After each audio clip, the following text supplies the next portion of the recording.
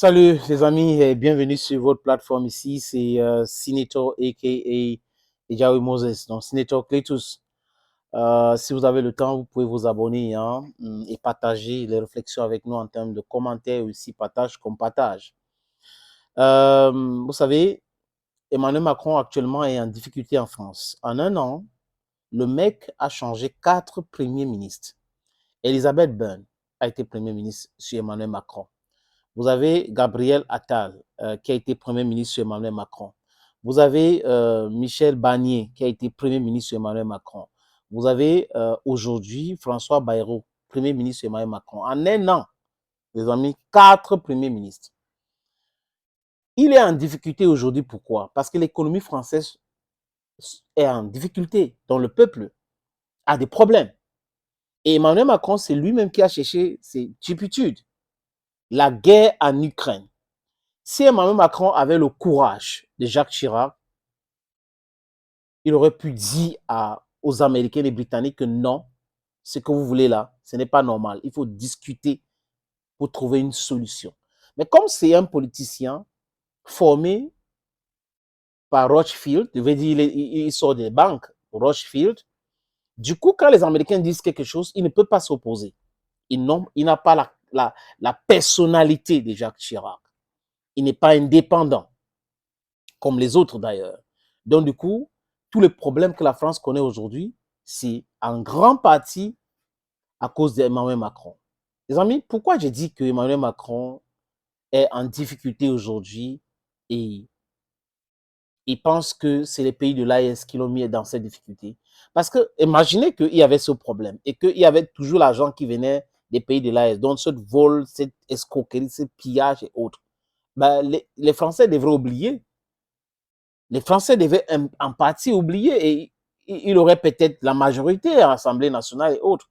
Mais quelqu'un qui n'est pas clairvoyant, le peuple commence à se fâcher à partir des Gilets jaunes. C'est pour ça qu'il faut, en tant que politicien, les épiphénomènes sont aussi très importants en politique. Il ne faut pas considérer que parce que c'est 5 personnes qui sont fâchées, ils vont rester 5 pendant un an. D'autres personnes qui vont se voir dans cette même difficulté et voient comment vous êtes en train de maltraiter ceux qui sont en train de se plaindre, vont entrer dans le mouvement. Et beaucoup de personnes sont entrées dans ce mouvement. Et là, les amis, ça a eu des répercussions aujourd'hui. C'est pour cette raison que nous, en tant que peuple africain, on est en train de lui demander de venir en Afrique et demander conseil chez nous. On a tous les problèmes qu'on a, mais on a une certaine stabilité. Oui, stabilité. Voulu ou pas, mais il y a une certaine stabilité. Maintenant, Ibrahim Traoré, Assimi Goïta et Abdourahmane Tiani sont ceux qui ont vraiment mis Emmanuel Macron dans les difficultés. Regardez l'uranium du Niger. L'exploitation, le vol, le pillage de cet uranium-là, c'était un élément qui créait de l'emploi, qui faisait que l'électricité était, le prix de l'électricité était stable. Mais aujourd'hui, les prix ont flambé parce que tout est cher. Il faut acheter normalement. L'exploitation de l'or, des lingots d'or, oui, l'or qui venait du Mali, du Niger, du Mali et du Burkina Faso. Les Français disaient quoi? Il n'y a rien au Burkina, vraiment, on n'a pas d'intérêt là-bas. Au Mali, on n'a pas d'intérêt. Alors qu'en réalité, les gars étaient en train d'exploiter le sous-sol. Il y a l'or. Il y a même le pétrole au Burkina. Mais ils réservent cela. Non, on ne va pas dire qu'il y a ça aujourd'hui. On attend le bon moment et autres. Mais ils ont eu tout faux. Donc voilà les gens qui ont mis Emmanuel Macron en difficulté. Assimi Goïta, Ibrahim Traoré et Abdourahmane Tiani. Et aujourd'hui encore, Mamad Kakadebi a enfoncé le clou. Vous voyez un peu? Les militaires qui travaillaient en Afrique vont devoir rentrer en France avec leurs familles.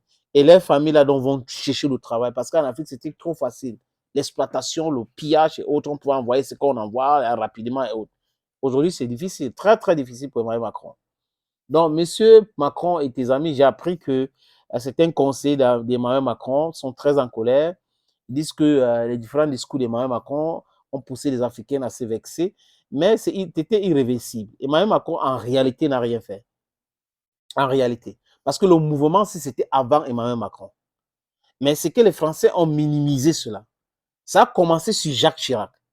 Et Jacques Chirac, il a vu, quand il est parti de l'Élysée, il a commencé à avertir la classe politique française. faites attention, faites ceci, faites cela, parce que ce que nous faisons, ce que nous avons fait, et en partie, c'est les Africains qui nous ont nourris pendant longtemps, on doit faire très attention. Ils n'ont pas écouté, ils ont dit c'est un vieux homme et tout ça, alors que c'est le premier hein, à stocker et à spolier l'Afrique qui était en train de leur donner des informations et des bonnes informations.